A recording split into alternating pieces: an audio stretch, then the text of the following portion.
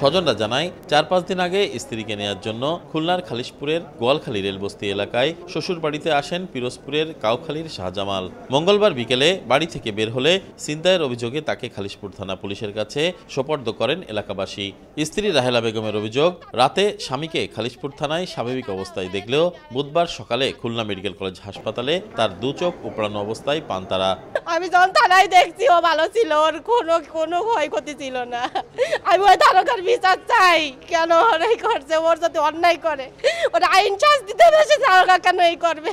বউ গেছে আবার টাকা দেবা 20,000 দেখা করতে দেবে না, দেশে বউ টাকা দেওয়ার পরও বউ রাত 1টা পর্যন্ত ওই জায়গায় পোকা কি আপনার স্বামী তো অসুস্থ, ট্রিটমেন্টে নিয়ে যাই, এই নিয়ে আবার আনার কথা কইয়া এই করি এই জায়গায় হালাই হয়ে গেছে। পুলিশ জানায় শাহজামাল পেশায় একজন ছিনতাইকারী। নগরীর গোয়ালখালী বাস স্ট্যান্ড মোড় এলাকায় সুমা আক্তার নামে এক তরুণীর মোবাইল ফোন ও টাকা ছিনতাইকালে তাকে হাতে নাতে ধরে গণপিটুনি দেয় এলাকাবাসী। জনগণ কর্তৃক ঘৃণিত হয়ে মারাত্মকভাবে গুরুতর জখম অবস্থায় আমরা এখানে পাই।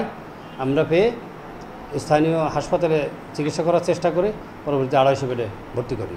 শাহজামালের বিরুদ্ধে পিরোজপুর, ডুমুরিয়া ও খুলনা থানায় 7টি মামলা রয়েছে বলে জানায় পুলিশ। তরিকুল ইসলাম, সময় সংবাদ, খুলনা।